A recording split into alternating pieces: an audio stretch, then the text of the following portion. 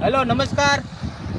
આજે અમે આવ્યા છીએ ભાવનગર જિલ્લાના તળાજા તાલુકાનું ટીમાણા ગામે આવ્યા છીએ। તો અહીંથી જે બાળકો છે એ 15 થી 20 બસો છે એ લેવા જવા મૂકવા જવા માટેનો આ રસ્તો છે। આજે તારીખ થઈ 20 ઓગસ્ટ 2025 ના રોજ આ રસ્તો છે આખો પાણીની અંદર ગરકાવ થઈ ગયો છે। કારણ કે અહીંયા જે પુલનું કામ છે, કેમેરામેનને વિનંતી કરું કે આ પુલના જે પિલોર છે એ બતાવશે। આ ઘણા સમયથી આ કામ છે અટકી ગયેલું છે, જેના કારણે આ રસ્તો આખો બ્લોક થઈ ગયેલો છે અને અહીંયા જે બગદાણા જેવા ધામની અંદર જતા લોકોને આજે ખૂબ મુશ્કેલી પડી રહી, વિદ્યાર્થીઓને મુશ્કેલી પડી રહી છે। કેમેરામેનને વિનંતી કરું કે આ જે ઓવરફ્લોનું પાણી છે આજે એ બતાવ્યું છે તમને લાઈવ વિડીયો દ્વારા।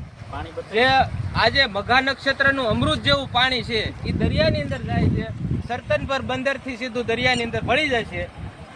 તો આપણે સરકારશ્રીને એવી અપીલ કરીએ કે આ વહેલી તકે આ કોઝવેનું કામ છે, જે ઓવરબ્રિજ બનવાનો છે, ઉપર રસ્તો બનવાનો છે, ઝડપથી ચાલુ કરવામાં આવે, બ્રિજ બનવામાં આવે અને જે અહીંના સ્થાનિક લોકો છે એને આમાં કોઈ અગવડતા ઊભી ન થાય એવી અમે અપેક્ષા સાથે વિનંતી કરીએ સરકારશ્રીને। સાથે ગામના લોકો અહીં ઉપસ્થિત છે, તો આપણે દાદાને જે વિનંતી કરીને પૂછીએ કે દાદા આ રસ્તાની અંદર તમારું શું કહેવું છે? તો તમારું નામ પહેલાં આપજો। અહીંયા કેમેરા સામે જુઓ તમે। મારું નામ છે ગોવિંદભાઈ બલ્લુભાઈ આહિર, ગામ ટીમાણા, તાલુકો તળાજા અને ગ્રાહક સુરક્ષા ધારાના ભાવનગર જિલ્લાનો આખાનો મહામંત્રી।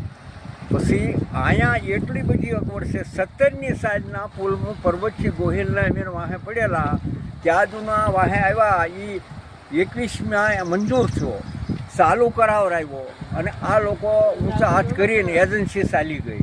તો અમારી ગુજરાત સરકારને એવી વિનંતી છે કે આ 15 તાલુકા દક્ષિણમાં, 25 તાલુકા ઉત્તરમાં, અમદાવાદ સુધીના માણસો, બગદાણાનું મોટું હિન્દુસ્તાન લેવલે બગદાણાનું મોટું ગામ, પછી એજ્યુકેશન માટેની અવર જવર, અહીંયા અમારે ગણેશ શાળામાં 45 બસ અને બીજી તે પણ અવર જવર, બધા માણસોને એટલી બધી પરેશાની પડે। પછી શોર્ટકટ રસ્તો જાય, નથી બસની સુવિધા મળતી।